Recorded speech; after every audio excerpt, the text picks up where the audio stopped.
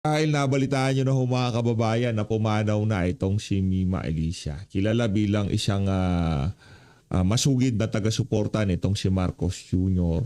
At talagang certified DDH o diehard Duterte haters.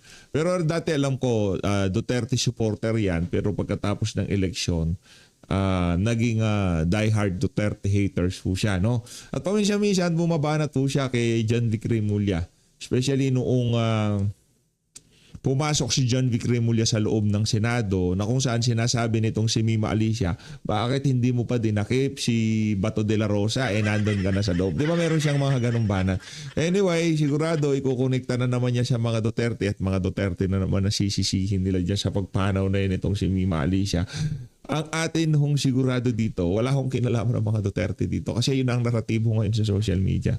Tandaan ho ninyo ang tolerance ng mga Duterte pagdating sa kritisismo napakataas.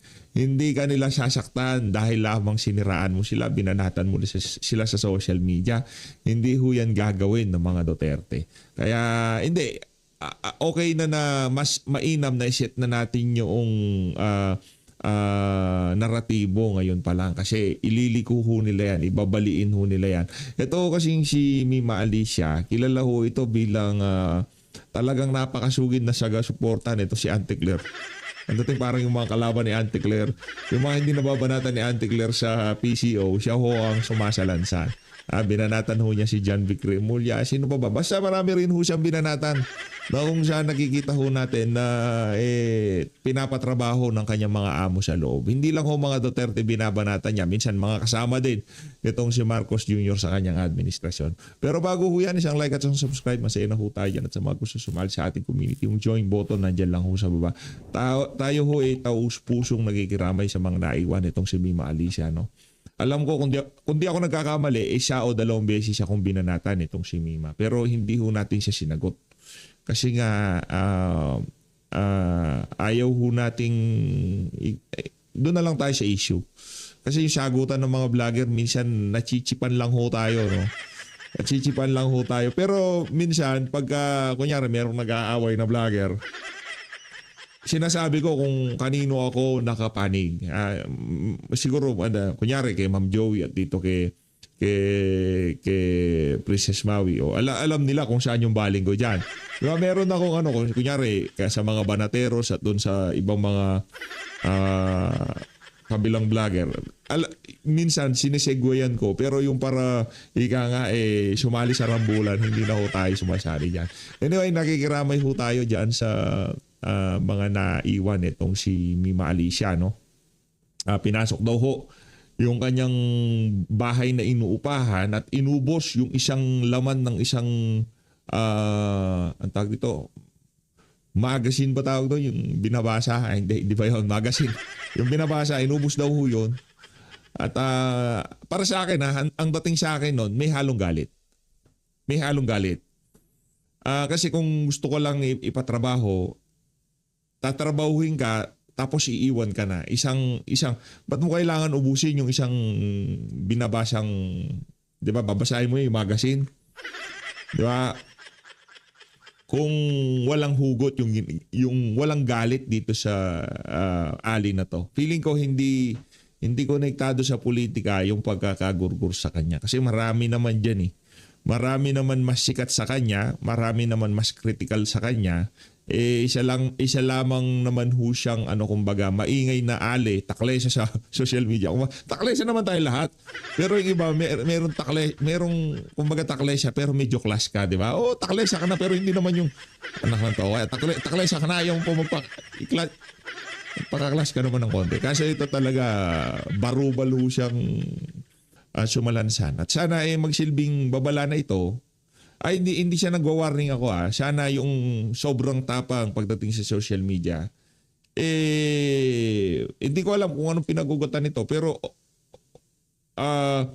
right away, tinatanggal ko na sa equation ng mga Duterte. Kasi sa katagal-tagal nila sa Davao, walang newscaster, walang kritiko ang pinatumba ng mga yan. Napakataas ng tolerance sila sa kritisismo. Hindi ho yan sila basta-basta. Dahil, di ba, maraming mas ano sa mas critical sa Maraming kung ang dahilan niyan para mag-send ng chilling effect, hindi ikaw ang makakapagbigay niyan, di ba? Ano lang, kumbaga kung iisipin mo na maigi, hindi yan napakalabo na yun ang naratibo. Kaya ngayon pa lang winawasak na ho natin yun. Kaya magsilbing paalala ito sa mga hindi lang sa mga DDS, di ba? Hindi lang sa mga BBM supporter, maging sa mga DDS supporter. Kumbaga, ngayong mga panahon na to, hindi mo alam kahit na hindi non-partisan yung nanonood sa'yo, nabuwisit lang sa'yo, di ba? Yung tipong non-partisan, hindi siya DDS supporter, hindi siya BBM supporter.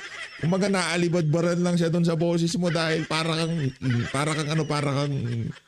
tawag dito, para kang langon.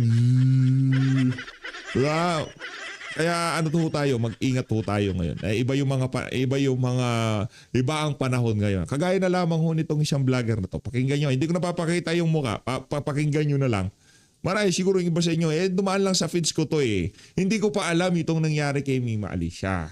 Okay? Hindi ko pa ho alam yan. Hindi ko pa alam. Nung napanood ko to kagabi, pero hindi ko papakita sa inyo yung itsura nung nagbablog. Pero maririnig nyo yung sasabihin niya. Ha? Lumitaw yung pangalan Ito. Pakinggan nyo yung sasabihin niya. Masyado hong mga matatapang, agresibo, di ba? Ito, pakinggan nyo. Habang nag-walking po tayo dito, antay ako ng didilis na may lalapit. Sabihan ko sanang bobo ka. Kanina naka-live kasi ako sa YouTube, resibo po sila. Magkita daw kami, kesyo ganyan. Ito po ako, nag-walking lang. Paano yung nag-chat para sa'yo, hindi naman DDS. Kumbaga, naaalibadbaran lang sa pagmumukha mo. Gusto ka lang gulpihin, di ba? Kaya ang mas mainam dito, mag-stick tayo sa issue. Wala namang problema hindi na magpagalingan, magpasimplihan tayo ng mga latag dito sa social media. Di ba? Magpasimplihan na lang tayo kung sino ang mas naiintindihan. Ganun lang, pero yung tipong dahil nagsabi sa iyo na sa post sa yung live na magkita tayo. Ang dami nang gusto makipagkita sa akin, hindi nga pa nga ako nakakapagkita Pambira ka ikaw, di ka na mabiro. Hindi ako yung nag-chat sa'yo hindi nga kita kilala At hindi kita papanoorin. At di kita hamunin, okay? Po dito, libre kayong lumapit. Pagkukutusan ko pa kayo isa-isa. Ang Diba tatapang ng mga DDH, no? Mga diehard Duterte supporters, no? Tatapang. yabang nyo lang sa social media. Tayo naman po kasi, ang pinaglalaban lang naman natin, yung Pera. Ikaw naman kuya, oo. Pera. Hindi pa ba sapat yung ads mo? Hindi pa sapat. Baka wala ka nun. kung ano yung totoo. Hindi naman po tayo fake news. Pero kung usapang pagbabanta, tangina pagkukutusan ko lang kayo isa-isa Diba? Ano bang pinakain sa inyo ng mga taga-Malacanang? Bakit ang tatapang niyo? Halika dito, magkape ka nga. Kape ka dito, Sure, kape. Sabi ko sa'yo magkape ka muna. Huwag ka masyado mainit ang ulo. Di ba? Hindi. By the way, para doon siya nagpakape sa atin, mega lap shout out. Maraming salamat. Di ba? Huwag masyado matapang. Meron kasabihan yung mga matatapang, nakahanda ang kulungan. Pero yung mga mabait, hindi mapapalo sa puwet. Ganun Merong mga ganun. Kaya kung matapang ka, nakahanda sa iyo ang kulungan. Pero pagka mabait ka, hindi ka mapapalo sa puwet. Kaya doon ako sa side ng mabait. Ito si Kuya, matapang, pagkukutosan niya daw yung mga DDS, o yung kulungan nakahanda sa niya. Ingat-ingat din, Umpug-umpugin ko pa kayo Hindi mo lang pala pagkukutusin, pag-uumpug-umpugin pa. Teka lang, baka sumilip yung kanyang tantalizing eyes. Mahirap na, Diba? So, hindi para banatan ko itong si Sir. Sir, don't get me wrong hindi kita binabanatan. Ang pinapakita ko lang dito kung anong klaseng vlogger ang meron itong si Marcos Jr. Kahit sa mga Duterte supporter vlogger, wala akong ganyan. Wala yung tipong, halika dito, kukutusan kita, babatok, walang ganun.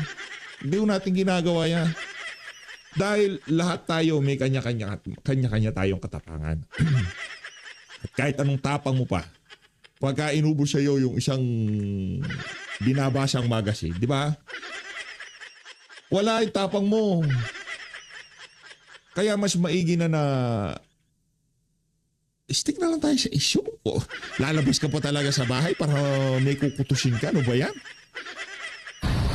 Wala kayong magagawa, no? Hindi nyo kami kaya. Hindi. Hanggang comment lang. Okay lang naman. Kung kayo na matapak, kayo na matapak. Kung hindi namin kayo kaya, hindi namin kayo kaya. Wala kang problema yan. Wag lang kayong magkitang dalawa nitong si Jay Guevara. Bigla akong binigyan ng kaaway si Jay Guevara. Bigla akong binigyan ng kaaway si Jay Guevara. Nananahimik si Jay. Diba? Walang kaalam-alam. Bakit hindi niya man mapapanood tong video na to? Nananahimik si Jay Guevara. Bigla ako siyang binigyan ng kaaway. Kaya shoutout kay Jay. Malupit yan. Ano lang, masasabi ko, kung gusto nyong lumapit sa akin, lapit. Para makutusan ko. Di ba? Share po natin ang video ito. Kung didilis ka man. Palagi ako nag-walking ha. Kung didilis ka, makita Pero mo ko. maganda yan. Good for your health. Ha? Hindi ko alam ba't pinapaulit-ulit nila yung didilis. Dahil ba maliit yung dilis? Ganon, uy. Masarap yung dilis ha. Baka kayo dahil masasarap na kinakain nyo, dahil meron kayong malaki niya ngayong mga panahon na to, di kayo kumakain ng dilis. Isa ho yan sa paborito natin. Meron tayong isang beer at isang mani na may dilis. Masarap na yan. Rich in calcium. Diba? Iron. Kayo kasi puro kayo singhot eh. Kaya nawawalan kayo ng calcium. Lapitan mo ako para makutusan kita. Pero kung ayaw mo, magpakutos, huwag ka na magyabang. Diba? Ganun lang. So yan. Walking muna tayo para, healthy, no? So, good luck kay Sara Duterte. Paano niyan? Merong isang nayabangan sa'yo, hindi siya Duterte supporter. Hindi siya, nakita niya, sa cellphone niya, sabi niya, ano to ko, sino to? Ba't yabang nito? Sige nga, lapitan ko kung kukutusan ako. Kunyari, linapitan ka, hindi mo nakutusan, hindi napahiya ka pa. Hindi porket nasa administrasyon ng mga boss nyo, sukdulan na yung kayabangan nyo. Dahil tandaan nyo,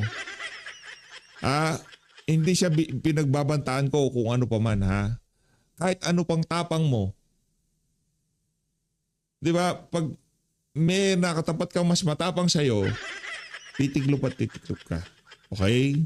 Kaya magsilbing aral na ho yan sa mga individual na sobrang tatapang sa social media. Diba? Hindi ko alam, merong anggulo ng utang ata yung kay John Vic, itong kay John Vic. Walang utang si John Vic, mayaman yun.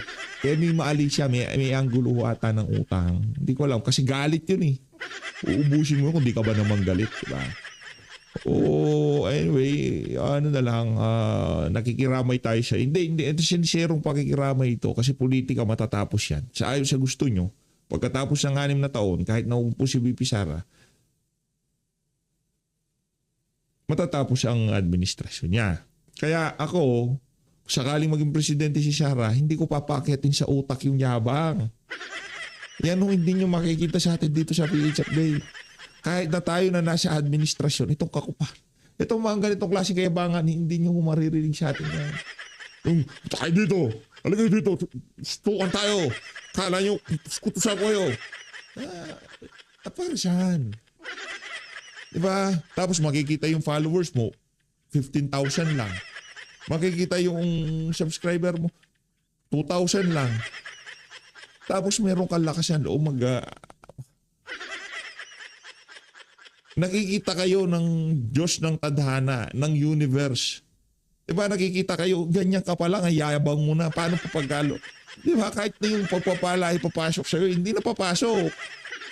Kasi doon pa lang sa maliit na bagay, anak ng tokwa, pinapakita mo na yung pagiging kayabangan mo.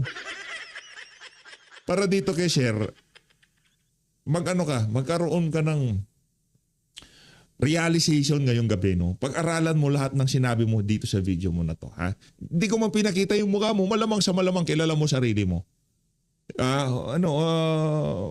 At kung naman sasagutin mo ako, hindi ko naman sasabihin, sino ka? Binabanaatan, ikaw ba to? Okay lang yan, sir. Ipanalangin na lang ho natin yung mga mayayabang sa social media. Anyway, good news muna tayo. Yan ho ang tag dito, mga ratings ng ng dalaw sa pinakamataas na opisyal sa ating bansa ngayong mga panahon. Palakpakan natin itong si Vice President Sara Duterte.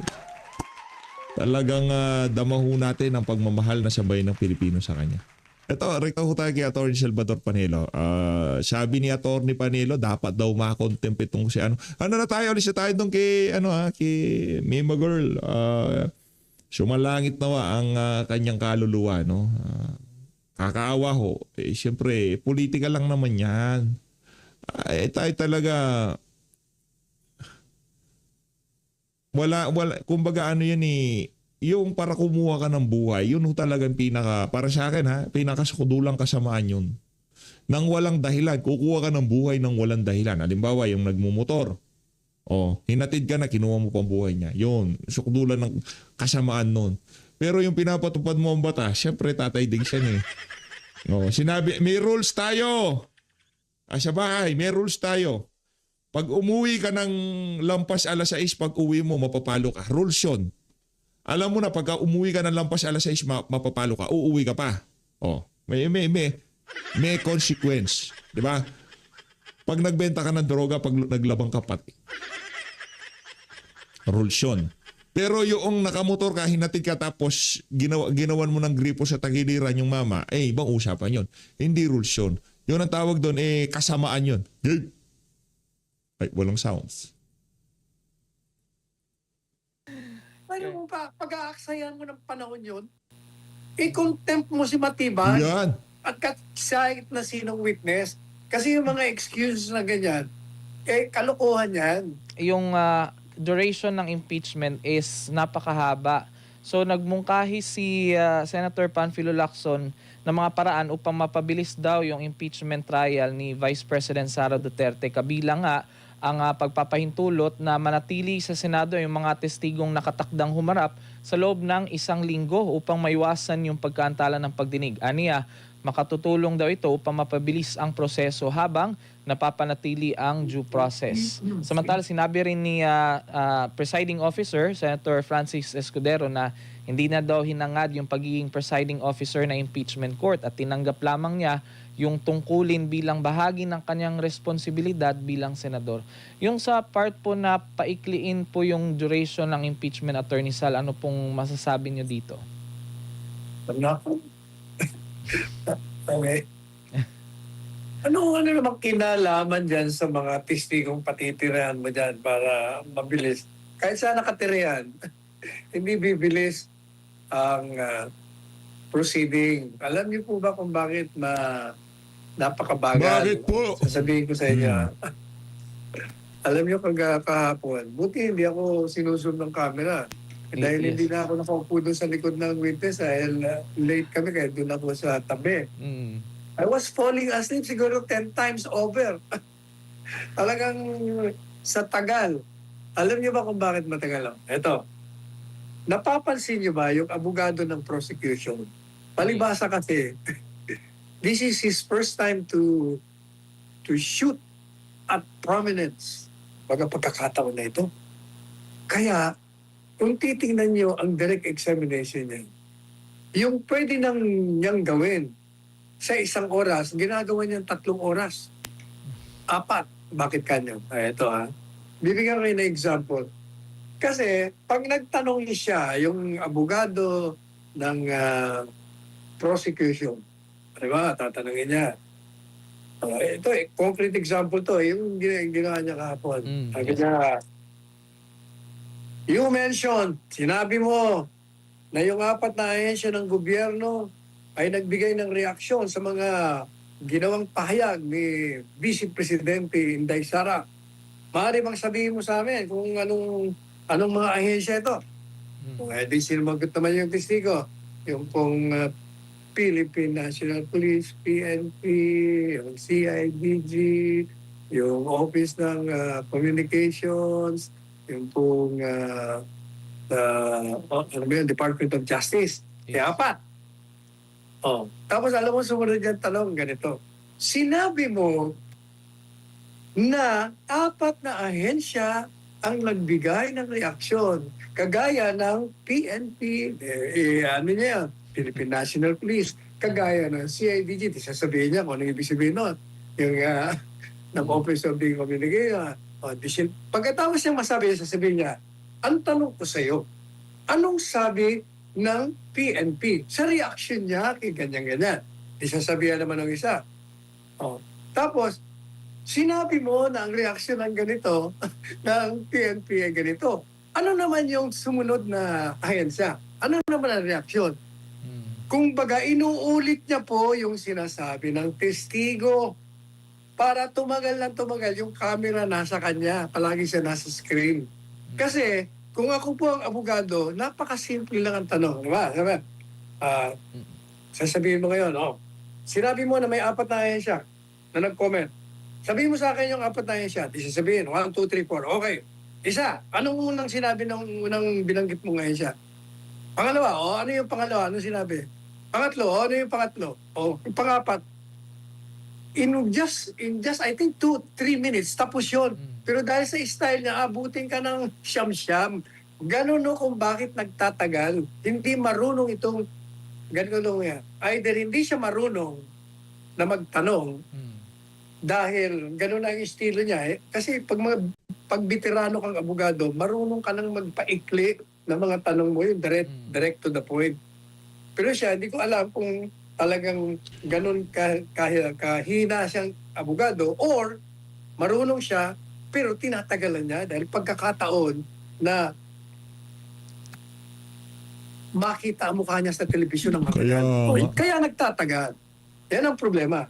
Pangalawa, doon naman sa parte ng defense, okay yung mga batang defense. Kaya lang, dahil siguro bata pa rin, merong mga bagay na nasagot na, uulitin niya uli, di object naman yung isa. Kaya nagtatagal. Madalit sabi, pwedeng i-smooth yan kung number 1. Kailangan kasi doon sa pre-trial stage, nag-agree na kayo na mga bagay-bagay na kung hindi niyo naman lang kini-question, huwag ka na magpresenta ng ebidensya. Kagaya nga ng authenticity ng video, wala naman nagki-question doon. Pero 5 oras tayo nakinig just to authenticate. O dapat wala na yun eh. Merong mga bagay na kailangan hindi mo na itanong dahil pwede mo namang aminin dahil kung hindi naman disputable. Ganun kaya ganun kabagal ang impeachment trial. Number 2, ano yung sinabi? Ayaw isa naman. Sabi naman nung Escudero, Yes. ito naman pinusto yan, Jesus. Kaya ka nga nandyan eh. Kaya ka pumayag kasi nga may problema ka eh. Naakusahan ka na kung ano-anong anomalya. At tatanggalin ka rin dyan, kukulong ka rin, kung hindi ka, mag-cooperate. Yan ang katotohanan dyan. Kayo naman, pinagbububulan nyo pa kami. Ayan nga. Sa tingin nyo rin po ba, Attorney Sal, isa rin yung pagiging presiding officer niya sa delay? Or kasi binibigyan niya, parang ang nangyayari since nung last week pa ay puro siya, yung parang binibigyan niya ng leeway yung mga, lalo na yung mga prosecutor na magsalita. Kasama yun, hindi ba sinasabi ko sa kanya, hindi ba sinasabi na nga natin, sa halip na patigilin niya, pakinggan ko muna, saka ako magre-ruling, sus Mariosep. Palagi siyang gano'n eh. Pag nag-object, patapusin mo natin, patapusin mo na. Hindi rin nga marunong eh. Kaya talaga abutin tayo ng siyam-siyam. Ayan, Attorney Sal. Ano po masasabi niyo doon sa isyong yan, Attorney Sal, na kung halimbawa ay pinayagan nga ng Senate Impeachment Court yung pagpresenta ni NBI Director Melvin Matibag na maaga siya na maging witness. Ano po ang implication nito, Attorney? Ayan, tingnan mo yan. Yan ang isa pang reason kung bakit nadidelay. Kasi kung ako ang presiding officer, hindi ka makapag-manifest doon tungkol dyan sa witness mo eh. Sasabihin ko sa'yo, just file your motion or whatever manifestation you want. Tuloy mo yung trial. Huwag nyo kami istorbin sa problema nyo sa pag-present ng testigo nyo. May rules tayo, sundin nyo. Ganun lang kasimple yun eh. Pag hindi siya dumating, i-contempt siya. Tapos ang usapan. Wala. Ang haba ng katakot-takot ng mga discussion ng walang kasaysay. Saysay. Yan ang problema. Pareho hindi marunong eh. Di nga. Sasabi ko eh. Pero pag-aaksayan mo ng panahon yun, i-contempt mo si Matibag at kahit na sinong witness. Kasi yung mga excuses na ganyan, kalokohan yan. Gaya ng sinabi ng senador, teka muna, ikaw naman may deputy, may assistant, pwede ka naman magpapunta ron. Ang mahalaga, kung ikaw talagang hukuman na totoo, pag ikaw sinumpi na, hindi ka pumunta, contempt mo kagad yan. Hindi na dapat pinag-uusapan mo. Manifestation, kasi tali mo pa yung sulat. I-file mo na lang, tapos ang usapan, huwag mo istorbehin ang direct examination o cross-examination ng proceeding today. Ganun dapat ang mga presiding officer. Pero- Pinag-aksayan nila ng panahon ng walang kakwenta-kwentang bagay. May rules na nga eh. Pero yung sa isang regular court, Attorney Sal, hindi talaga pwedeng mag-request ang isang witness na maaga siya magpresenta ng kanyang testimonya. Basta, nakalagay sa rules, kung magpipresenta ka, na wala doon sa napag-usapan nyo, ay bigyan mo ng notice. Kaya madalas sabi, hindi na dapat pinag-uusapan yan. Merong pre-trial, ilagay mo doon, sino mga testigo mo. Tapos, schedule naman ng court. Ito, ganito, araw, para sa inyo ito, presenta niya. Pag hindi kayo nagpresenta, wala na yan. Kalimutan niyo na. Ganun dapat katatag ang isang presiding officer. Kung marunong ka talaga, matatapos siya ng madalian nang hindi mo nilalabag ang karapatan. Ang nangyayari, nilalabag niyo yung pasensya ng taong bayan, Yun. yung mga nanonood. Kaya siguro yung ibang mga manonood, pag unang salang ng hearing, ang daming nanonood eh. Later on, biglang bababa yung mga interest ng tao. Siguro dahil yan dyan sa style na yan, ito si Cheese. Nabubuisit sa inyo eh. Bad trip. Konektado pa rin ho sa impeachment si attorney attorney Yesesio Topacio diyan sa DZAR 1026 News. Isa ho yan sa talaga mapagkakatiwalaang network ngayong mga panahon na to. Kaya naman kung maghahanap po kayo ng channel sa YT, sa Red App, iyon ho isa sa mga marirecommend ako sa inyo. DZAR 1026 News. Pakinggan ho natin to. Yesesio Topacio. Game. Ang malaking pinag-usapan kahapon na ang isyong ito, ang malaking isyu kahapon kasing laki ng ngipin ni Chel Jokno ay yung sabina. Yon. Kasi ang labo nitong prosecution para sa akin.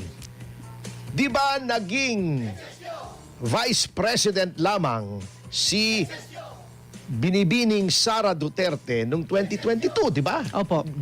July 1, 2022. Gusto nitong prosekusyon ay isabina ang kanyang mga bank records. Buong buhay na yata gusto ko isalin eh. Mula 2007. Ano ba naman yan?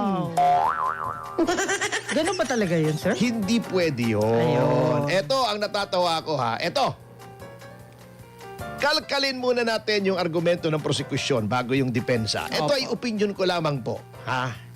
Okay. Sabi ni Chel Jokno, medyo bombastic eh. As if naman makukuha sa pagiging makata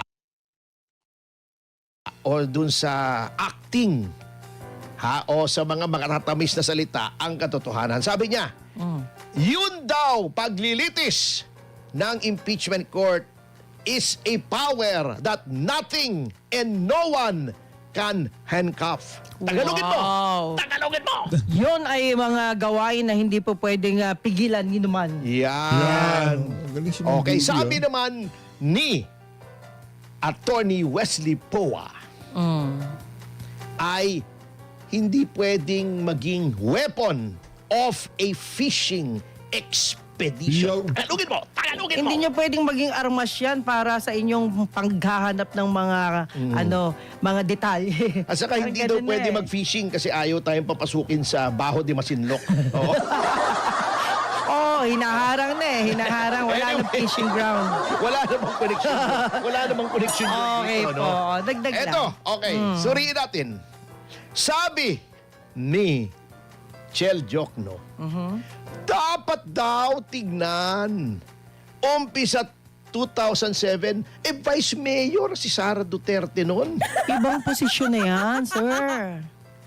Umpisa 2007 dahil kung nagpayaman daw si Vice President Duterte, nung siya ay Vice Mayor pa lamang, hindi siya naaangkop o hindi niya deserve manatili bilang Vice Presidente. Presidente. Okay, yung number 1. Ngunit, sabi naman ni Atty. Poa, Opo. sabi na nga doon sa Duterte, case na kamakailan lang nilabas. Ang sinusuri lamang sa impeachment ay yung mga nagawa ng isang tao kung siya ay impeachable officer na. Ibig sabihin, mula nung siya ay naging vice-presidente. May sinasabi silang obiter dicta, etc. Ngunit, common sense lang eh. Di ba? Common sense lang. Okay, unang-una, bigyan natin ng simple, oversimplified, Yan. pero madaling maunawaang Yan. Gusto ko yan. halimbawa. Gusto ko yan yung madali lang, madaling unawain, no? May gusto ko madali lang. Okay. Nagkaroon ka ng girlfriend Yan, girlfriend, yan. noong 2022. Naku. Naging mag-boyfriend-girlfriend kayo. Naku, yari. Since 2022. Oh, since Okay. 2022. Yeah. Biglang, Naloko na. ngayon ay nagkatampuhan kayo. Inakusahan ka ng girlfriend mo. Oh. Ikaw, babaero ka. Sabi mo, Biglang-bigla? ako? Hindi ako yun ha. Ako hindi ako babaero. Ako yung pagpampababae ay labag sa aking pananampalataya. Yun. Sinasabi ko eh. Kaya ako, may suspecha ako dito sa mama na to eh. Kay Atty. Ferdy Topacio eh. Di ba? Ano ito eh, talagang yung mga chismis na chick boy to, hindi totoo. Mr. Sex Appeal lang ang bansag sa kanya, pero ako naniniwala eh, talagang pagdating sa chicks matinik eh, Mr. Hindi lapitin. Yeah. Pagkat nakasaad, mga kapatid, sa unang Korinto 6, ang talata ay 9, ay ang mga nakikiapid ay hindi maliligtas. Kaya po, palagi at patuloy at walang tigil ang aming paalala, mga Yun. kapatid, bago magtapos ang programa, na huwag kayong makiapid. Di ba? Di ba? Opo, Lagi opo. naman Lagi nating Huwag pinapaalala. makikiapid. Yes. Ano to? Theoretical. Opo. Ikaw, sabi ng babae, ngayon 2026 ha, babayero ka. Sabi niya, paano mong nasabi yan? Yun. Pagka ikaw ay may girlfriend, meron ka pa rin ibang girlfriend. Minsan Oo. 2, 3 pa. May reserba? Oo, sasabihin mo, hindi ako! Ako! Sige nga, sabihin ng girlfriend mo. Oh. Patingin nung mga text messages sa cellphone mo. Oh, binom. Mula noong 2007. Ay, wala na yun. Oo. Malabo na yun. Ay, teka muna. Di ba? Kailan ba tayo naging mag-boyfriend? Di ba 2022? 2022. Oh, kung nambababae ako noong 2007, hindi pa nga kita kilala noon eh. Oh. Pagpalagay mo ng babaero ako noong 2007, 2008, bakit mo titignan? Ay, wala na yun. Foul na yun, foul. Ang sinasabi Common sense ko. lang po yan, sir. Tingnan mo, umpisa nung naging mag-boyfriend tayo o 1K nang bababae ko. na. Oh, yung aga naman. Maraming Congratulations. salamat. Thank you, guys. Happy 1,000 live viewers sa DCR. Huwag mong titignan yung 2007. Huwag ka mag-throwback. Yun, ganon ka. Oh, mali naman Ganon po yun. ang halimbawa na gustong gawin ng prosecution. Oh. Gustong kalkalin. Fishing expedition nga. Oh. Sapagkat kung ikaw ay noong final mo yung articles of impeachment, kung kayo ay parehas dun sa House of Representatives at hindi nyo ni railroad yan, yung sinasabi nyong unexplained wealth, Oh. alam nyo, anong taon ba nagkakalap, nagka-accumulate Okay. ng unexplained wealth ang vice presidente? Oh. 2002, 2003, 2004, 2005? Oh. Oh, di ba? Hindi alam. Ano ba? 2022, 2023, 2024? Hindi nyo alam. Ibig sabihin, nanghuhula kayo. Ayan, true and false lang Nanghuhula yan. kayo ni railroad nyo. Kasi di ba, actually sa isang forum, nagde-deliberate pa lang, mini trial pa lang yung House Justice Committee tungkol dun sa articles of impeachment kung itatransmit o hindi. Sinabi ko na, pupusta ako kahit kanino, 1 milyon. Itatransmit yan. Bakit? Kasi talagang itatransmit nila yan. Kay may basihan, kay wala. Itatransmit nila yan eh. Oo. Di ba, attorney, kasiraan nila yan pag ganon? Eh, mga sira naman talaga sila. eh. Pero paano kasiraan nila? Ano pag sisirain mo? O, puro sira na nga yung mga yun eh. O, di ba? O. Tingin ko lang po. Oh. 'Di ba? Oh, 'di ba? Sabi ko, itatransmit 'yan, kaya may basihan kaya wala. Ngayon tinransmit sa Senate. Okay. Walang basihan, kitang-kita niyo na kabote yung nangyari noong unang-unang articles, yung Article 4. Oh. Okay. Ngayon gusto nila yung ill-gotten wealth. Yun ang susunod. Oh. Okay. Hindi pala nila alam kung meron nga o wala. Ngayon pala nila patutunayan. Bakit ko nasabing hindi nila alam? Eh gusto nila from 2007 to 2026, 19 years! Grabe. 19 years! Saka ka maghahanap? Ano ka? Hilo? Bago sinasabi nitong si Chel Jokno, hindi pwedeng pigilin, hindi pwedeng pusasan ang impeachment court. Mali! Mali! Anong basic precept ng konstitusyon? Ng konstitusyon.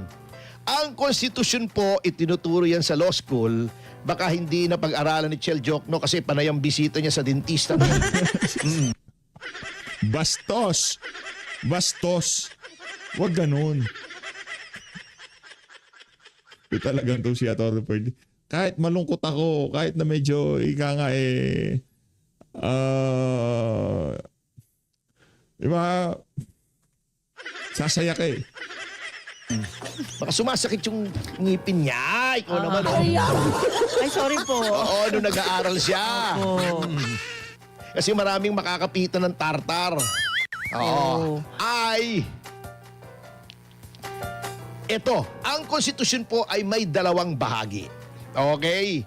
Ang malaking bahagi ng isang konstitusyon ay yung grant of powers sa tatlong great departments of government.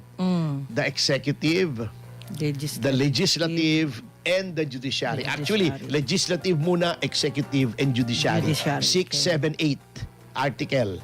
Article 6, legislature. Article 7, executive. Then Article 8, judiciary. Ito ang pagbigay, paggawad. Ano ba ang kapangyarihan ng legislature, ng executive, ng judicature or judiciary? Yan. Yan ang malaking bahagi ng konstitusyon. Opo.